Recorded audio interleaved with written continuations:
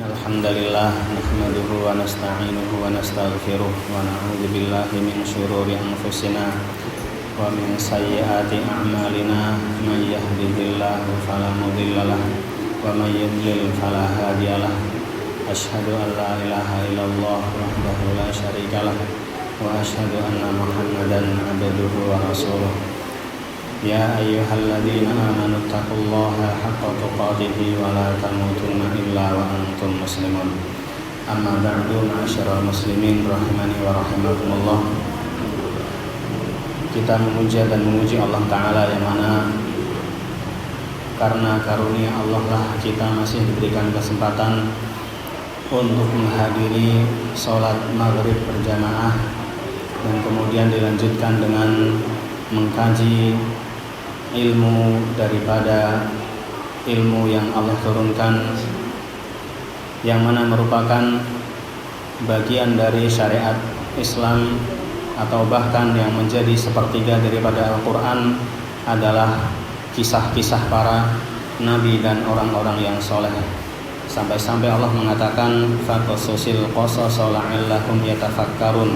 Wahai Muhammad, ceritakanlah kisah-kisah kepada mereka agar mereka berpikir. Dikarenakan dalam sebuah kisah ada pelajaran-pelajaran, ada ibrah yang bisa diambil.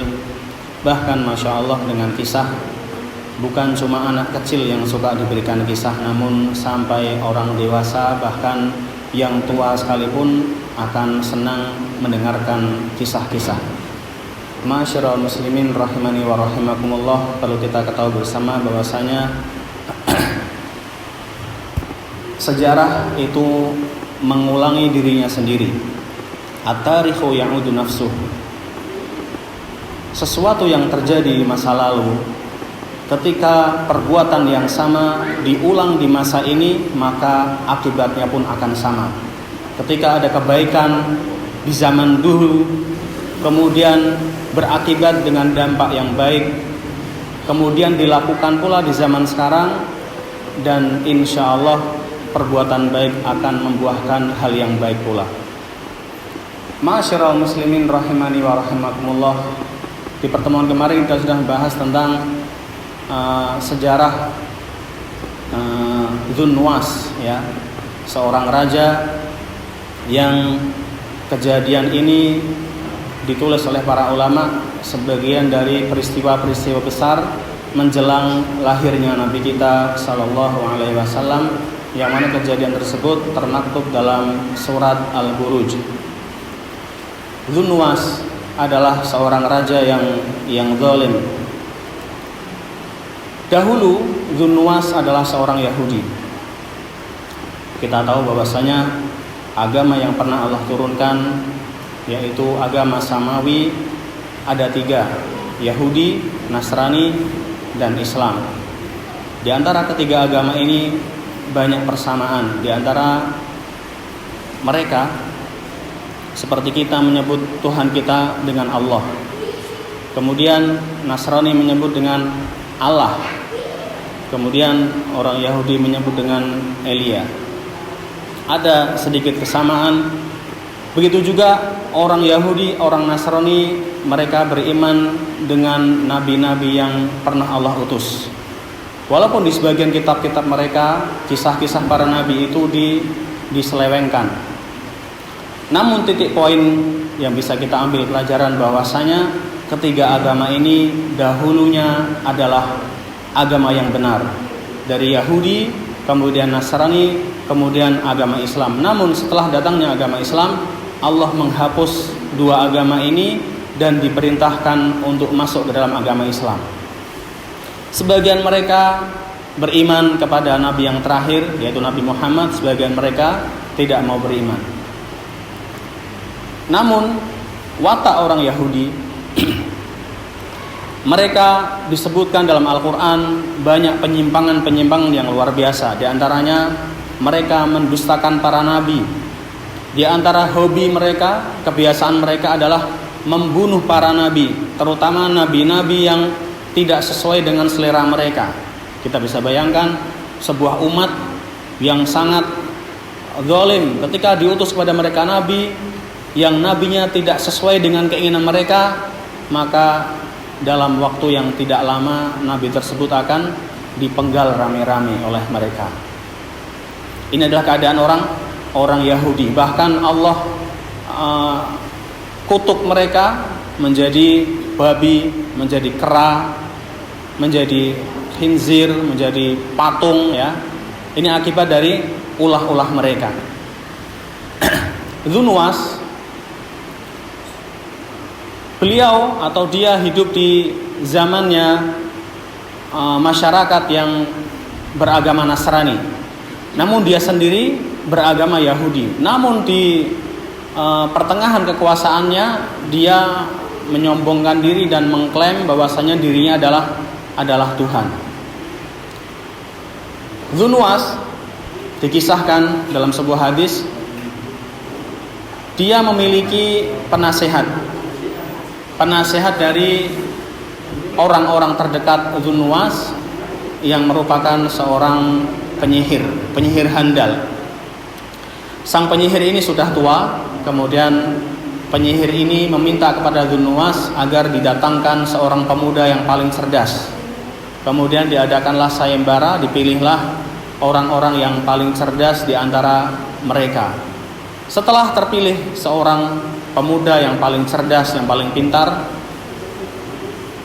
rencananya dari sang penyihir ini, si pemuda akan diajari sihir oleh sang penyihir. Karena sang penyihir sudah tua renta, dikhawatirkan dia mati, ilmunya tidak diwariskan.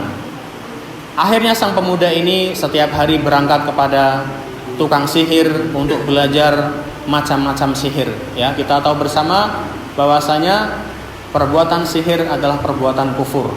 Ya, kata Rasulullah, barang siapa yang mendatangi arrafan atau seorang dukun atau orang paranormal, mendatanginya dan bertanya tanpa membenarkannya, hanya bertanya, maka sholatnya tidak diterima 40 hari. Ya, hanya bertanya tanpa membenarkannya, sholatnya tidak diterima 40 hari.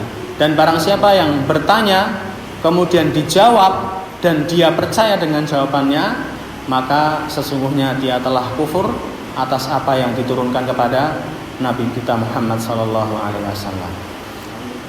Sihir adalah perbuatan yang kufur, perbuatan yang mensekutukan Allah, karena di sana ada kerjasama antara manusia dan jin. Kita tahu alam jin, alam manusia dipisah agar tidak ada saling komunikasi antara kedua belah pihak. Namun zaman dulu banyak penyihir-penyihir yang melampaui batas sampai mereka melakukan hal-hal yang na'udzubillah yang sangat bejat, sehingga jin pun tertarik untuk menolong atau membantu mereka.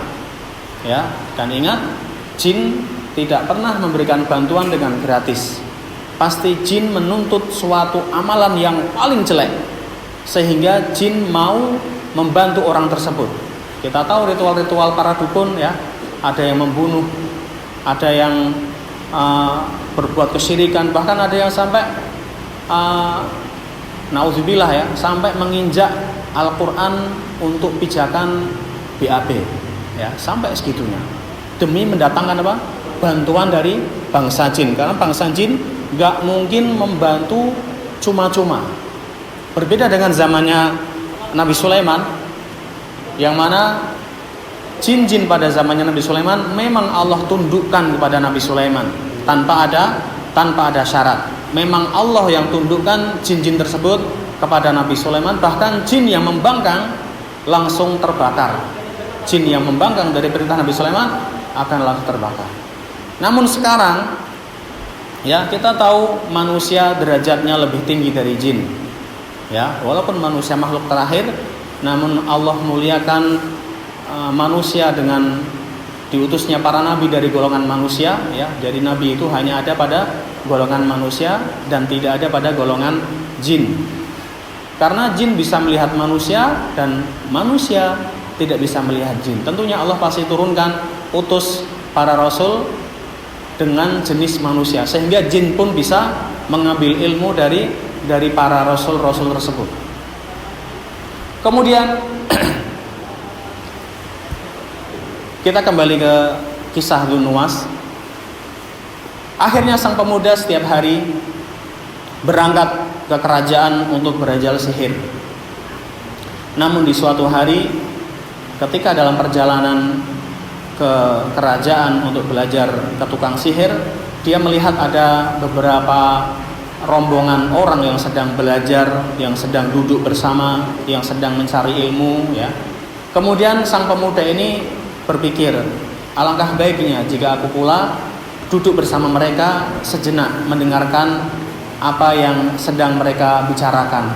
Ternyata rombongan tersebut sedang membicarakan tentang agama Nasrani, tentang kitab Injil, tentang pelajaran-pelajaran kitab Injil. Sampai akhirnya sang pemuda ini ketagihan, merasa senang dengan ajaran kitab Injil tersebut.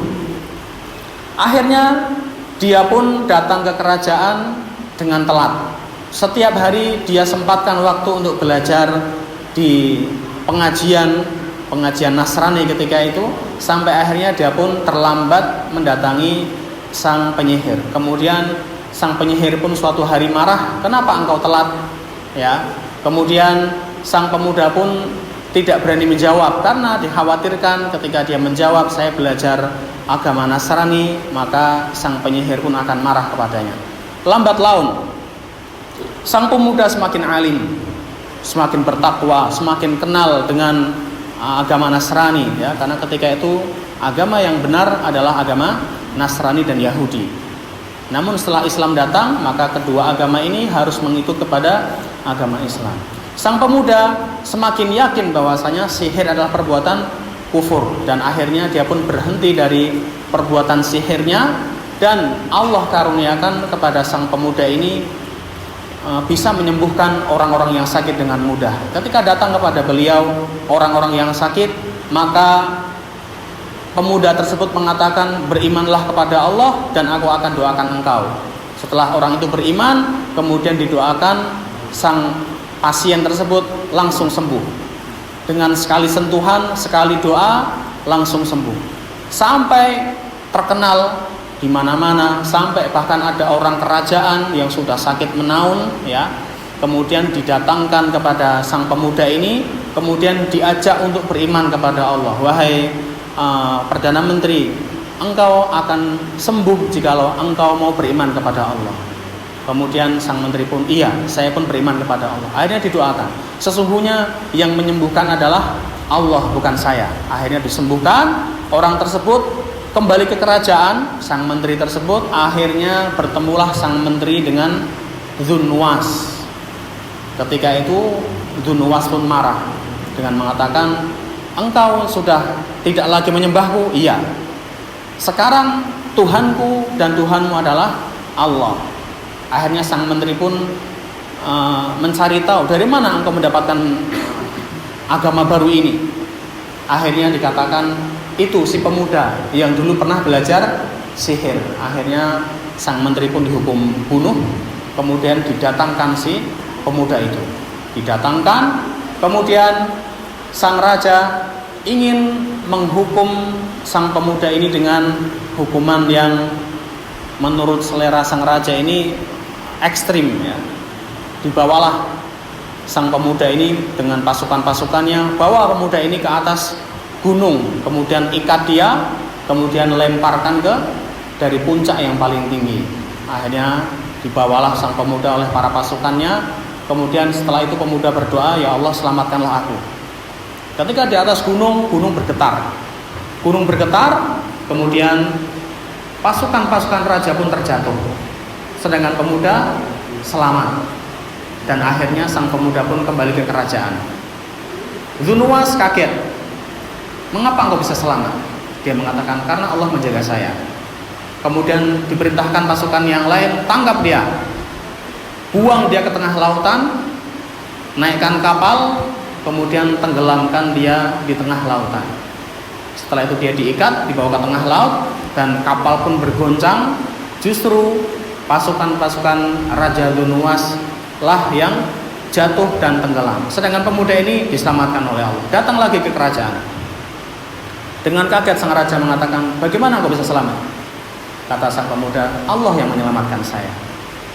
Terus kata sang pemuda, wahai Dzunnuwas, demi Allah, engkau nggak akan bisa membunuhku. Tapi ada satu cara agar engkau bisa membunuhku. Apa itu? Kumpulkan semua orang. Kumpulkan semua orang di sebuah lapangan yang luas, kemudian ikat aku, salib aku, kemudian panah aku dengan mengucapkan Bismillah Rabbil Ghulam, dengan menyebut nama Allah Tuhannya si pemuda ini. Ketika itu sang raja pun nurut. Dikumpulkan banyak orang, ya. Kemudian sang pemuda ini ditaruh di sebuah tiang disalib. Kemudian diambillah sebuah panah dan sang raja mengucapkan dengan keras Bismillahi Rabbil Ghulam, dengan menyebut nama Allah Tuhannya si pemuda ini. Benar, dilesatkan anak panah dan mengenai pelipis si pemuda tersebut. Kemudian sang pemuda itu meninggal.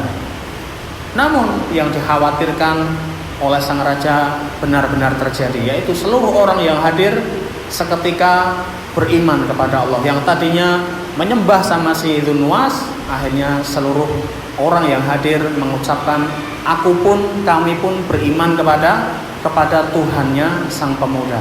Akhirnya Dzunnuwas pun marah, dan akhirnya Dzunnuwas membuat sebuah parit atau lubang yang kemudian dinyalakan api yang sangat besar, dan orang-orang yang ketika itu beriman kepada Allah dipaksa untuk melemparkan dirinya ke dalam parit yang berkobar api di sana. Satu persatu nyemplung, blang blung, sampai yang tersisa ada seorang wanita sedang menggendong anak bayinya. Dia pun mulai ragu ketika melihat bayinya yang masih merah, ya, yang masih menyusu. Dia ragu, dia terakhir. Kemudian dia antara bimbang mau maju mau mundur, ya. Kemudian di tengah-tengah keraguannya sang bayi pun berbicara, wahai ibuku, masuklah, sesungguhnya kita berada di jalan yang benar. Kemudian sang ibu pun dengan mantap dia pun melemparkan dirinya ke dalam parit yang berkobar api. Masya Allah, Allah abadikan orang-orang yang beriman yang disiksa dengan dimasukkannya mereka ke dalam kubangan api, dan bahkan Allah janjikan mereka dengan surga yang tinggi, dan Allah melaknat si Dzunnuwas. Namun dalam surat Al-Buruj dikisahkan apabila, ya, sang raja ini, si Dzunnuwas ini, dia sangat zalim. Namun kalau dia bertobat, ya, masya Allah, ya, sebesar apapun dosa seseorang, apabila dia bertobat, pasti Allah akan mengampuninya. Fir'aun, kita tahu betapa pengisnya Fir'aun ketika dia tenggelam di lautan, ya. Kemudian Fir'aun pun bersyahadat. Fir'aun bersyahadat.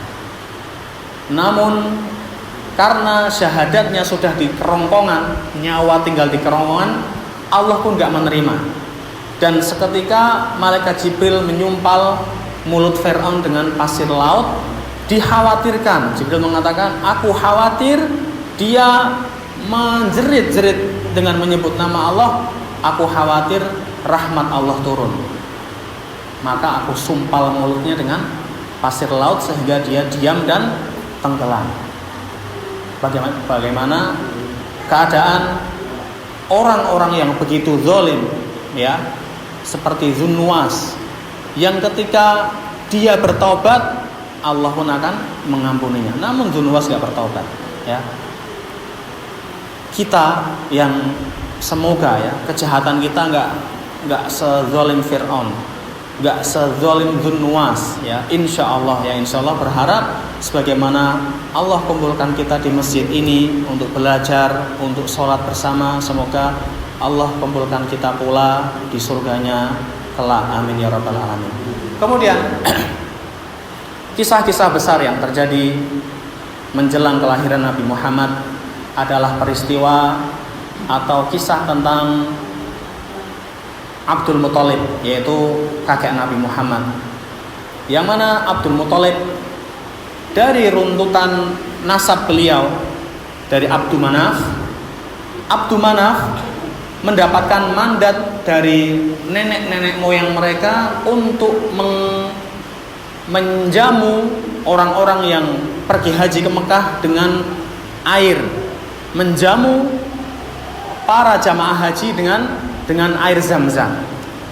Maka dari itu Allah mendatangkan mimpi kepada Abdul Muthalib di 4 hari atau 4 malam berturut-turut, bahwasanya Abdul Muthalib ketika itu diperintahkan untuk menggali At-Tibah. Ketika datang dalam mimpi, Abdul Muthalib diperintahkan galilah At-Tibah. Kemudian wamat tibah, apa itu tibah? Tibah itu sesuatu yang wangi. Apa itu tibah? Kemudian orang itu menghilang. Besok malamnya mimpi lagi, galilah nama dalam bahasa Arab yang artinya bagus, ya, toyibah atau tibah atau bariyah, ya, hal-hal yang bagus. Kemudian ditanya apa itu, orangnya pun hilang. Kemudian di 4 malam berikutnya, malam terakhir, maka orang tersebut mengatakan Zam-Zam, galilah Zam-Zam. Di mana tempatnya? Tempatnya di dekat Ka'bah. Akhirnya Abdul Muthalib ketika itu duduk di sekitaran Ka'bah. Kemudian ada tanda-tanda yang disebutkan dalam mimpi. Di antaranya ada darah yang berkumpul di situ. Kemudian ada burung gagak. Kemudian ada sarang semut.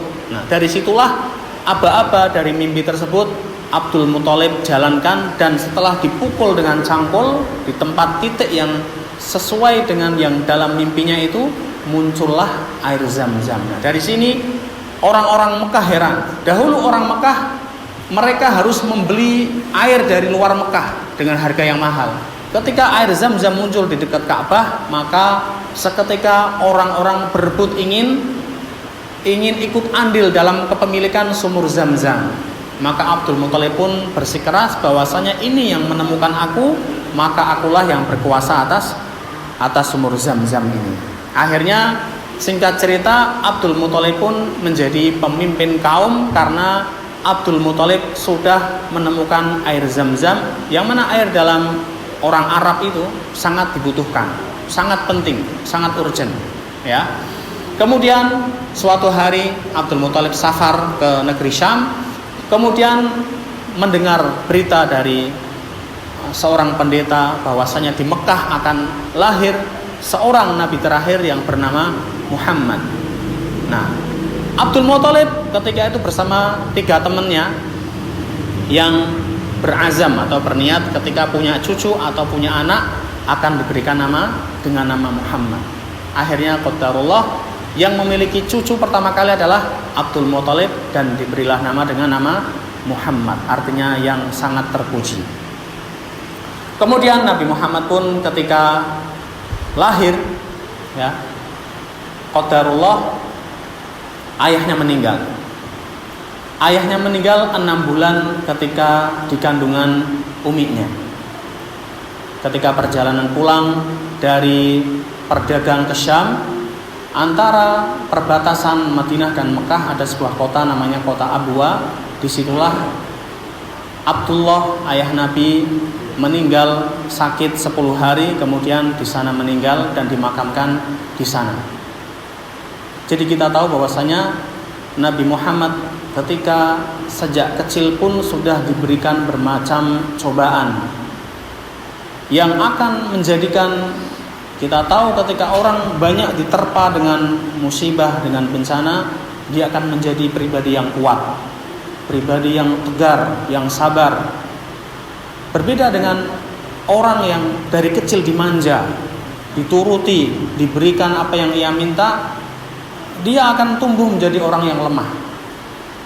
Nabi kita Nabi Muhammad ketika terlahir sudah dalam keadaan yatim. Kemudian Nabi Muhammad diasuh oleh uminya.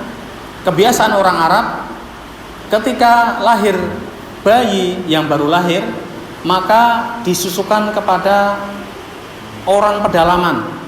Niatnya agar belajar bahasa Arab dengan fasih, karena Mekah ketika itu adalah pusat kota yang sangat ramai, dan di sana banyak terjadi pelanggaran, kerusakan moral, banyak kemaksiatan, ya.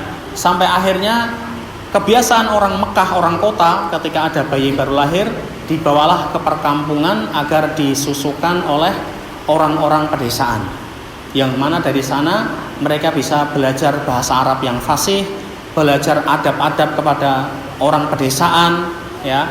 Akhirnya dibawalah, ada rombongan dari Bani Sa'ad, yang nanti ada seorang wanita yang bernama Halimah. Beliau datang bersama rombongan dari pedesaan Bani Sa'ad, datang ke Mekah.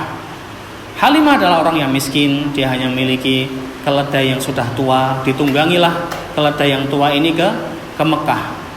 Namun karena keledainya yang lemah, Halimah pun datang terlambat. Ketika sudah sampai Mekah, teman-temannya sudah mendapatkan bayi-bayi susuan dari orang-orang kaya. Akhirnya Halimah pun ketika mendapatkan satu sisa bayi, ini pun bayi anak yatim, yang mana Halimah nggak bisa berharap banyak dari bayi yang yatim ini. Akhirnya, namun daripada pulang nggak membawa apa-apa, akhirnya Halimah pun membawa bayi Muhammad yang dalam keadaan yatim. Ketika dibawa, digendonglah Muhammad kecil ini dan disusui, seketika banyak terjadi keajaiban. Seketika Halimah mendapatkan air susunya menjadi sangat banyak. Dan keledai yang tadi lemah, ketika ditunggangi bersama Muhammad, keledai pun menjadi kuat. Bahkan keledai atau onta-onta yang ditunggangi oleh teman-temannya yang tadi sudah berangkat duluan, tersalip oleh keledainya Halimah. Dan kemudian setelah dibawa ke rumah pun ternyata bayi Muhammad membawa berkah kepada rumah atau keluarga Halimah. Yang mana kita tahu bahwasanya jasad para nabi itu memanglah membawa berkah. Nabi Muhammad dan nabi-nabi yang lain jasadnya penuh dengan berkah. Bahkan kita bisa mengambil berkah dari jasad mereka. Nabi Muhammad SAW ketika beliau meludah, ludah ini tidak pernah sampai ke tanah. Kemana larinya? Di tangan para sahabat. Semua berebut dengan merebutkan air liur atau ludah dari Nabi kita. Apakah itu suatu yang berlebihan? Tidak. Ya. Ummu Salamah atau istri Nabi, ya. Beliau ketika melihat Nabi tertidur dan berkeringat, keringatnya dimasukkan ke dalam botol, dijadikan minyak wangi, karena keringat Nabi berbau wangi, tidak seperti keringat kita, ya. Dan boleh dijadikan atau mengambil berkah dari tubuh Nabi.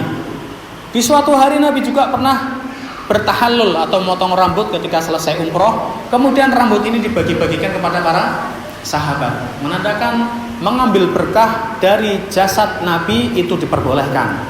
Namun setelah Nabi, maka tidak ada satupun sahabat yang mengambil berkah dari Abu Bakar. Gak ada yang berebut ngambil air liurnya Abu Bakar, ludahnya Abu Bakar, sisa wudunya Abu Bakar, atau bahkan mengambil keringatnya Abu Bakar, gak ada. Ulama sepakat bahwasanya yang mengandung berkah adalah tubuh atau jasad Nabi. Adapun selain Nabi, tidak ada lagi yang mengandung berkah. Semulia apapun orang tersebut, tidak ada berkahnya, kecuali mungkin tausiahnya, kita meniru amalannya, itulah yang mengandung berkah. Adapun jasadnya ini khusus hanya pada para nabi dan rasul. Ma'asyiral muslimin rahimani wa rahimakumullah. Kemudian setelah disapih 2 tahun lamanya disusui oleh Halimah, ya. Namun peristiwa persusuan ini di negara kita kurang masyhur, ya. Tapi di negara Arab zaman dulu terbiasa orang menyusu pada orang lain. Namun, ya, kita tahu bahwasanya ketika ada seorang ibu menyusui anak orang lain, maka anak ini menjadi saudara sepersusuan dari anak-anak si ibu tersebut. Jadi nggak boleh si anak ini menikah dengan anak dari ibu yang menyusuinya, namanya saudara sepersusuan. Ya, ini terkadang jadi masalah ketika nggak mengingat-ingat dulu pernah menyusu sama siapa, kemudian di masa depannya timbul rasa cinta, kemudian akhirnya menikahlah 2 orang yang pernah menyusu, maka ini seperti perzinahan, ya, karena dia sejatinya adalah saudara sepersusuan. Ada dulu kisah di tetangga, ya, ada dulu orang yang pernah menyusu di seorang ibu yang sama, kemudian mereka lupa dan menikah, dan setelah diberitahu pun mereka tidak mau bercerai. Naudzubillah, ya. Ini perzinahan, ya. Kemudian kita lanjut lagi ke kisah Bani Sa'ad. Halimah yang menyusui setelah 2 tahun disapihlah dan kemudian dikembalikan lagi ke Mekah. Ketika dikembalikan ke Mekah, Halimah minta izin, "Wahai Umi Aminah, izinkan kami membawa bayi ini bersama kami 2 tahun lagi." Diizinkanlah mereka membawa Muhammad 2 tahun berikutnya. Setelah di usia 4 tahun, datanglah seseorang yang enggak dikenal ketika Nabi Muhammad sedang bermain dengan anak-anak seumurannya. Kemudian dibaringkan Nabi Muhammad, kemudian dibelah dadanya. Anak-anak yang ketika main bersama Muhammad mengira Muhammad dibunuh. Akhirnya anak-anak pun lari pulang, nangis, jerit-jerit, Muhammad dibunuh, Muhammad dibunuh. Kemudian ketika orang-orang ramai datang menghampiri Muhammad, ya, akhirnya didapati Muhammad pun sudah bangun dan tidak terjadi apa-apa. Ternyata yang datang adalah malaikat Jibril yang mengambil jantung Nabi Muhammad, kemudian dibersihkan dengan air Zam-Zam, kemudian dikembalikan lagi ke tempatnya semula, kemudian ditutup lagi dengan operasi yang sangat canggih, ya, Masya Allah. Kemudian setelah itu Halimah pun ketakutan, khawatir akan terjadi sesuatu pada Muhammad, dan akhirnya Muhammad pun dikembalikan ke Mekah. Setelah di Mekah, singkat cerita, Nabi Muhammad yang masih kecil dibawa uminya bersama pembantunya Ummu Aiman, ya, untuk berziarah ke makam ayahnya yang ada di Abwa, perbatasan Mekah dan Madinah. Ternyata qadarullah, uminya di perjalanan pulang sakit dan meninggal di sana. Bayangkan, di usia 6 tahun atau 5 tahun Nabi Muhammad sudah kehilangan ayah dan ibunya, ya, Masya Allah. Kemudian Nabi Muhammad diasuh oleh kakeknya Abdul Muthalib. Namun hanya dalam waktu 6 bulan Abdul Muthalib wafat, dan kemudian diasuh oleh pamannya yaitu Abu Thalib. Abu Thalib orang yang miskin, dan akhirnya Muhammad yang masih kecil ini harus bekerja. Tidak dengan seperti anak-anak kita yang dimanja, sekolah diantar, kemana-mana diantar, pengen apa dibelikan. Muhammad yang masih kecil sudah mengembala kambing dari pagi sampai sore, kemudian diberikan upah hanya dengan 1 mud, ya, 1 genggam atau 1 cakupan kedua tangan kurma. Itu pun pulang dimakan bareng bersama keluarga atau anak-anaknya Abdul Muthalib. Masya Allah, dari kecil sudah dididik dengan didikan yang keras. Dipersiapkan Muhammad ini menjadi orang hebat. Dan di suatu ketika di Mekah pernah terjadi sebuah musim paceklik, musim kemarau yang sangat panjang. dan orang-orang Mekah mendatangi Abu Thalib karena Abu Thalib termasuk orang pembesar dari orang Mekah. Kemudian, wahai Abu Thalib, mintakanlah kami kepada Allah agar turun hujan. Ya, kita tahu bersama bahwasanya orang-orang Mekah itu beriman kepada Allah. Ketika mereka minta kepada berhala-berhala mereka tidak terkabul, ujung-ujungnya mereka pun minta kepada Allah. Ya. Akhirnya Abu Thalib menggendong Muhammad, kemudian ditempelkan di dinding Ka'bah. Kemudian Abu Thalib pun berdoa, ya Allah, hujanilah kami, turunkanlah hujan atas kami. Kemudian Allah pun mengabulkan. Bagaimana keberkahan Nabi ketika masih kecil sudah nampak. Kemudian Abu Thalib menyayangi Muhammad melebihi sayangnya, melebihi dari anak-anak yang lain. Bahkan ketika Abu Thalib memiliki makanan yang spesial, maka akan dikhususkan untuk Muhammad. Sedangkan anak-anak yang lain tidak diberikan. Lambat laun setelah besar semakin besar, Abu Thalib pun mengajak Muhammad ketika usia 12 tahun, diajaklah ke Syam untuk berdagang. Kemudian ketika itu ada seorang rahib atau pendeta yang dia merasakan keanehan ketika melihat rombongan Abu Thalib. Dia melihat keanehan, yaitu rombongan Abu Thalib dipayungi oleh awan. Dan sang rahib pun mengatakan, pasti ada seorang nabi di situ, karena awan tidak akan menaungi kecuali seorang nabi. Akhirnya disetoplah rombongan Abu Thalib, kemudian disuruh mampir ke gereja mereka, kemudian dijamu, ya. Kemudian dipastikan bahwasanya anak kecil Muhammad ini yang umur 12 tahun dialah ternyata seorang nabi, karena seorang nabi atau Nabi Muhammad memiliki sebuah tanda di belakang pundak sini, semacam kayak daging yang menonjol seperti buah apel. Kemudian ketika disingkap pundaknya, benar, ya, sang pendeta yang bernama Buhairah ini mengatakan bahwasanya ini adalah nabi terakhir. Jangan sampai anak ini engkau bawa ke Syam, karena di Syam banyak orang-orang Yahudi, yang mana orang Yahudi akan membunuh nabi apabila nabi itu tidak datang dari golongan mereka. Orang Yahudi mereka punya rasa hasad, mereka menanti-nanti nabi terakhir, namun kalau yang datang ternyata bukan dari golongan mereka, mereka pun akan membunuh nabi tersebut. Inilah kejahatan orang-orang Yahudi. Akhirnya Abu Thalib pun ketakutan, ya. Abu Thalib ketakutan, kemudian dibawalah Muhammad untuk pulang kembali ke Mekah. Dan juga Buhairah mengatakan, bukankah kalian tidak merasakan? Apakah kalian tidak merasakan ada keanehan-keanehan, yaitu pohon-pohon merunduk ketika anak ini lewat. Kemudian batu-batu mengucapkan salam. Ya, jadi termasuk tanda-tanda kenabian Nabi yang nampak ketika Nabi masih kecil, yaitu merunduknya pohon-pohonan ketika Nabi lewat, dan Nabi pun diucapi salam oleh bebatuan. Masya Allah.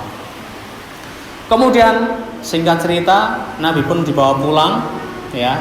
Kemudian setelah itu di masa Nabi berusia 25 tahun, nampaklah sifat yang mulia pada diri Nabi.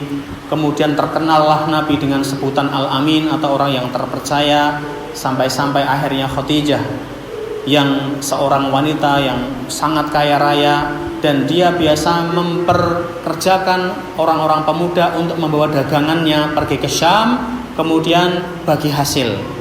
Dan dia mendengar kisah tentang orang yang sangat jujur, yaitu Muhammad.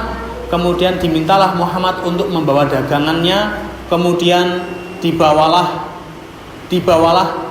Muhammad ditemani oleh pembantu dari Khadijah, yaitu Maisarah, bersama dagangannya yang sangat banyak untuk diperdagangkan di negeri Syam. Sampai sana, Masya Allah, Maisarah yang diperintahkan oleh Khadijah untuk melihat akhlak Muhammad, bagaimana cara dia berinteraksi, bagaimana cara dia berdagang, bagaimana cara dia berbicara. Akhirnya Maisarah Dan jangan salah sangka kalau Maisarah ini ternyata seorang laki-laki, bukan nama perempuan. Jadi banyak nama-nama yang di kita dianggap itu nama perempuan, ternyata nama laki-laki. Seperti contoh nama Maimun. Maimun ini juga nama laki-laki, bukan nama perempuan. Kemudian Firdaus, ya, Firdaus. Firdaus ini nama perempuan, tapi kalau di Indonesia nama laki-laki. Kemudian pulanglah Maisarah bersama Muhammad membawa keuntungan yang sangat banyak, dan dilaporkan bahwasanya akhlak Nabi, akhlak Muhammad ini sangatlah mulia. Kemudian akhirnya Khadijah pun ada rasa ketertarikan terhadap Muhammad, yang akhirnya nanti Muhammad pun akan menikah dengan Khadijah. Masya Allah. Sudah cukup? Ya. Insya Allah nanti disambung di pertemuan berikutnya. Kita tutup dengan doa kafaratul majlis. Subhanakallahumma bihamdika asyhadu an la ilaha illa anta astaghfiruka wa atubu ilaik. Assalamualaikum warahmatullahi wabarakatuh.